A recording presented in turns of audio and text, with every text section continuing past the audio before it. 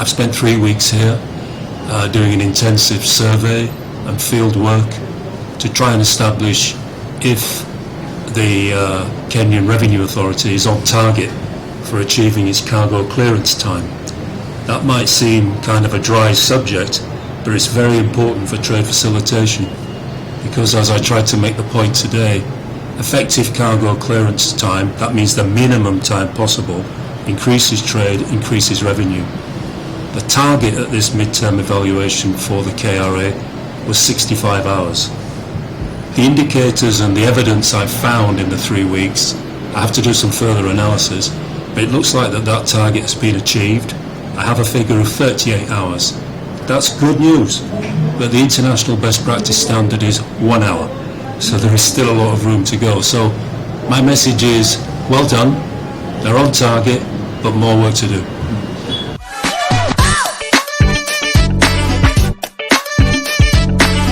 The main takeaway for me is the importance of and the need for the Kenyan Revenue Authority to have a structured time release study resource of its own. So it doesn't need people like me coming in from the outside.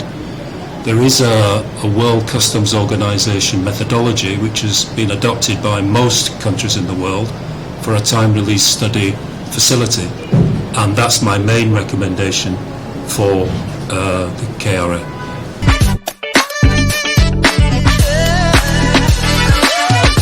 The main challenge, I think, is a mindset that the KRA is rightly pursuing revenue.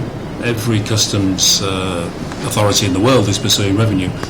But I think the time release element of it and the trade facilitation element of it is not assuming the priority it should. So that's a message that I think I would give to the head of the Customs Service.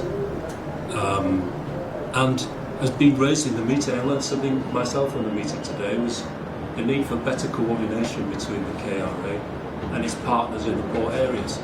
It's all very well for KRA to be improving their services, but if the other actors and players in the port area are not, the trade still gets held up. So they're the two issues.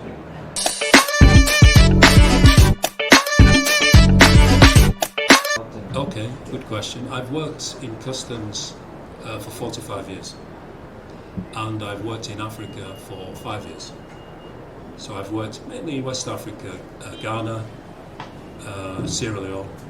I spent some time in Nigeria, but also in Ethiopia recently for 2 years. With any review and evaluation, you always make recommendations, and sometimes they're perceived as weaknesses by the people you're making the recommendations to. Far from it. I think that Kenya has a lot to be proud of. They're held up in high regard by many partner countries as being the standard they want. So I should start at that level and pay a compliment to the good work that's being done here, because you are a shining light. You're the leading member of the East African corridor. But my suggestions should be taken in the context of that. I think you could be even better.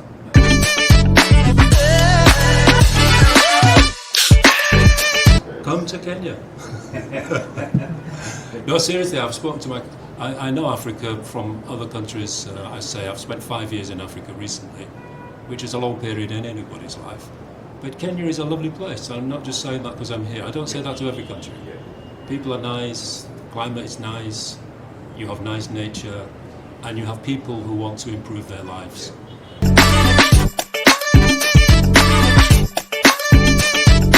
Very important because it may not grab the headlines, but finance and the way that we do business and having integrity are the bedrock of any civilized society. Thank you very much. You're welcome.